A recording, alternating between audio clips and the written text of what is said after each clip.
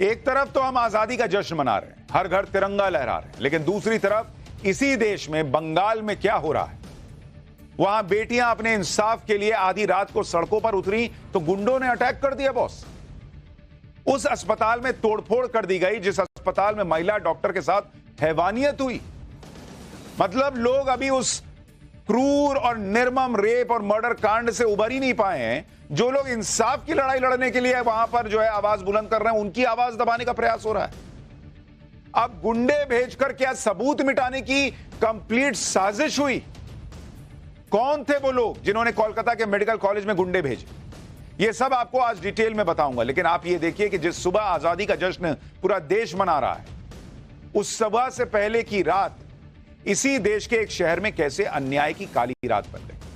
और यह सब उस राज्य में हुआ जिसकी मुख्यमंत्री दिन रात उठते बैठते नरेंद्र मोदी को कोसती हैं कि मोदी ने लोकतंत्र खत्म कर दिया, जबकि उनके राज्य में कल रात जो हुआ वो लोकतंत्र था क्या? वो तो कोई सोच भी नहीं सकता। जिन नरेंद्र मोदी के बारे में इंडी गठबंधन ये कहता है कि उनसे देश नहीं संभल रहा, उस इंडी गठबंधन से एक शहर की कानून व्यवस्था तो संभल नहीं रही। जिस नरेंद्र मोदी को इंडी गठबंधन महिला सुरक्षा पर कोसता है, उनके अपने राज्य में ऐसी घटनाएं हो रही हैं। जिस नरेंद्र मोदी को इंडी गठबंधन तानाशाह बताता है, उस इंडी गठबंधन से जुड़े एक राज्य में ऐसी तानाशाही टाइप की स्थिति चल रही है कि मीडिया को खुले तौर पर लीगल नोटिस से धमकाया जा रहा है। बॉस, अगर आपको अपनी छवि की इतनी ही चिंता होती तो कोलकाता में वो नहीं हुआ होता जो कल रात हुआ। मीडिया को टारगेट करके कुछ नहीं होने वाला है। आप क्या सोच रहे हैं कि हम खबर नहीं दिखाएंगे तो पब्लिक को पता नहीं चलेगा और हो जाएगा मामला शांत? मतलब लोग अब जो है वो न्याय की आवाज भी बुलंद ना करें। कोलकाता में जो हुआ उससे पूरा देश सकते में। लोग अभी तो इसी शौक में थे कि अस्पताल के अंदर महिला डॉक्टर से इतनी घिनौनी वारदात कैसे हो गई। अब दूसरा शौक यह लगा कि अस्पताल पर गुंडों की भीड़ ने हमला कर दिया।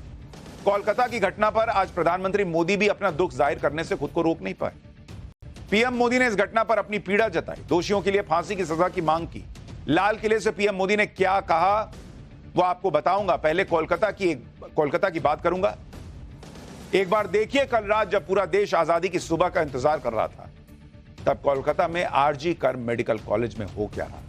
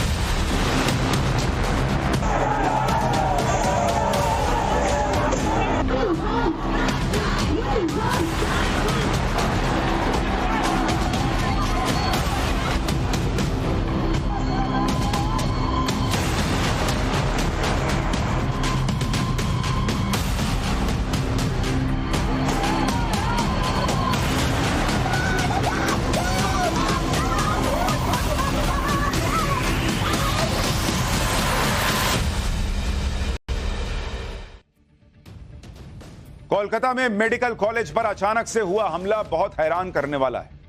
कल रात कोलकाता में क्या हुआ, पहले इसकी पूरी डिटेल सुनिए। दरअसल महिला डॉक्टर से हुई घिनौनी वारदात के बाद से वहां के डॉक्टर प्रदर्शन कर रहे हैं।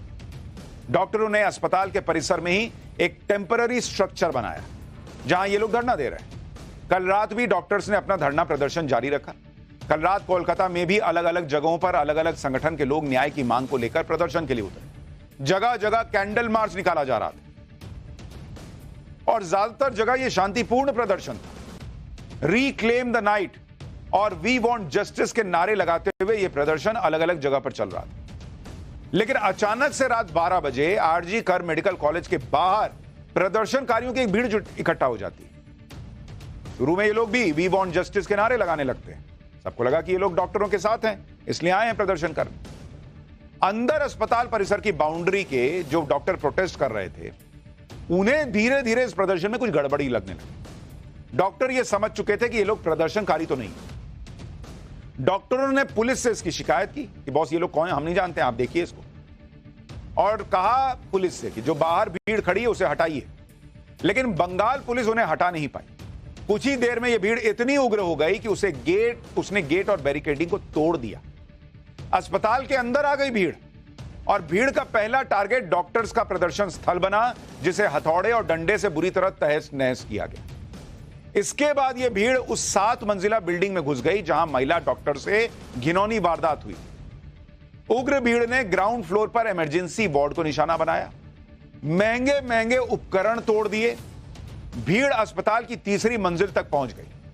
खूब तोड़ फोड़ हुई। यह उग्र भीड़ उस 4थी मंजिल तक नहीं पहुंच पाई जहां सेमिनार रूम है, जो क्राइम स्पॉट है।